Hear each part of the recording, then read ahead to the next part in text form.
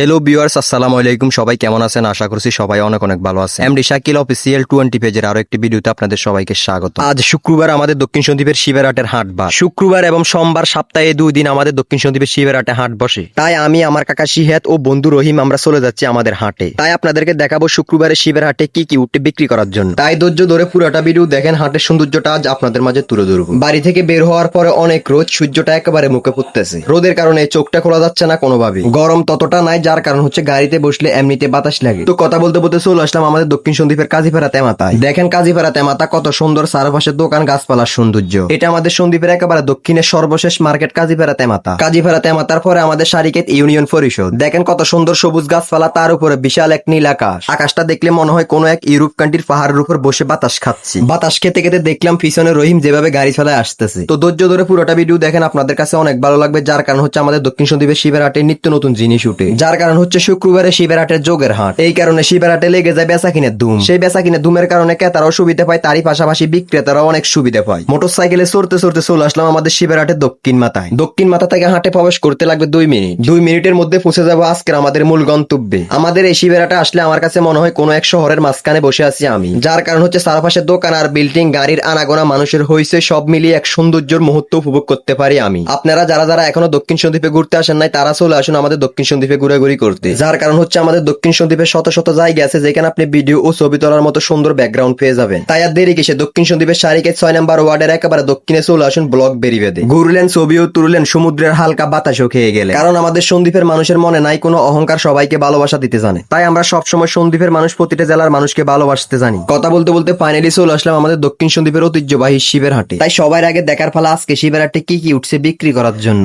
অনেক রোদের কারণে এখনো বেশি মানুষ নাই। দেখেন সন্দ্বীপের মানুষ কি না পারে, বাঁশ দিয়ে তৈরি কত সুন্দর সুন্দর জিনিস আনছে বিক্রি করার জন্য। তারই সাথে সাথে কামারের তৈরি দা, চুরি, বটি কত কিছু আনছে বিক্রি করার জন্য। পরের দাফে চলে গেলাম সারার বাগানে। সারার বাগানে গিয়ে শিয়াত কাকা দেখি সারা কিনতেই ব্যস্ত। তারই সাথে সাথে দেখলাম আজিম ভাই ও রহিম ব্যস্ত হয়ে গেছে সারা কেনার জন্য। বেশিরভাগ সন্দ্বীপের মানুষ কৃষিকাজ করতে অনেক ভালোবাসে। তারা স্বল্প জায়গায় অল্প চাষ করে নিজের খাবার নিজেরাই সংগ্রহ করে ফেলে। এই কারণে সন্দ্বীপের বাহির থেকে আমদানি সবজি ততটা প্রয়োজন হয় না। একেবারে প্রয়োজন নাই যে তা না, মাঝে মাঝে অনেক জিনিস প্রয়োজন হয়। যে সবজিগুলো আমাদের সন্দ্বীপের মাটিতে মোটেও হয় না, সেই সবজিগুলো মাঝে মাঝে বাহির থেকে আমদানি করতে হয়। যাই হোক, অনেকক্ষণ ছিলাম সারার বাগানে, এবার একটু চলে যায় হাঁস মুরগের জগতে। ওমা, এখানে এসে দেখি তো মানুষের অনেক ভিড়, একেবারে ভিডিও করা অসম্ভব। তবুও অনেক কষ্ট করে ঠেলাঠেলি করেই ফেললাম ভিডিও। দেখেন কত মানুষ কত রকমের হাঁস মুরগি ও কয়েল পাখি বিক্রি করতে এনেছে। তারই সাথে সাথে কত বড় বড় চীনা হাঁস উঠেছে আজকের এই হাটে। ওমা, ক্যামেরাটা ঘুরাইতে না ঘুরাইতেই দেখি কতগুলো সারার বীজ নিয়ে বসে আছে এই মুরব্বী। এরপরে চোখ ঘুরাইতে না ঘুরাইতেই দেখি রাস্তার পাশে কত সুন্দর সুন্দর সিরিয়াল বাই সিরিয়াল কতগুলো দাড়ি। এতক্ষণ তো ছিলাম হাঁস মুরগের জগতে, এবার একটু করে চলে যায় কবুতরের জগতে। কবুতর হাটে এসে দেখি সব ইয়াং জেনারেশনের বীজ। সেটা তো আপনারা বুঝারই কথা, যার কারণ হচ্ছে কবুতর তো সবসময় অল্প বয়সে ছেলেরাই লালন পালন করে। কারা কারা কবুতর পালন করেন কমেন্ট করে জানিয়ে দিতে পারেন। এরপরেই দেখলাম সন্দ্বীপের চাষের